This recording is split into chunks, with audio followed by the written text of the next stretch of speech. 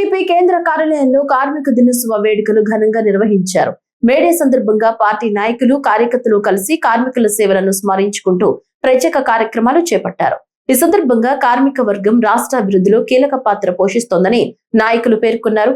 వారి కృషి సమాజానికి ఆదర్శమని కొనియాడారు. కార్మికుల హక్కులు, సంక్షేమం కోసం కట్టుబడి పనిచేస్తామని, వారి అభ్యున్నతికి మరింత సహకారం అందిస్తామని హామీ ఇచ్చారు. మేడే వేడుకల్లో పలువురు పార్టీ నాయకులు, కార్యకర్తలు పాల్గొని కార్మికులకు శుభాకాంక్షలు తెలియజేశారు. కార్మిక సోదర సోదరులందరూ కూడా ముందుగా మేడే శుభాకాంక్షలు తెలియజేస్తా ఉన్నా.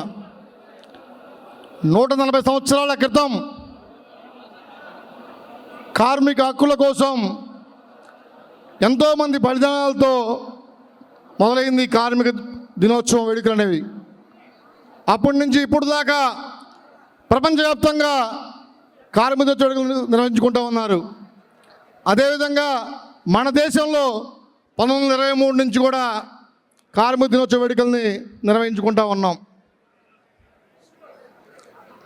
కార్మికుడు పెట్టుబడిదారుల వ్యవస్థ దోపిడీ గురయ్యే ఒక సామాన్య జీవి. అటువంటి కార్మికుడు కూడా కాలర్ ఎగరేసేలాగా గుండె ధైర్యం నిలబడేలాగా చేస్తుంది మన ప్రభుత్వం, చంద్రబాబు నాయకత్వంలోని కూటమి ప్రభుత్వం. ప్రతి పార్టీకి యూనియన్లు జెండా మోసే కార్యకర్తలాగే ఉంటారు.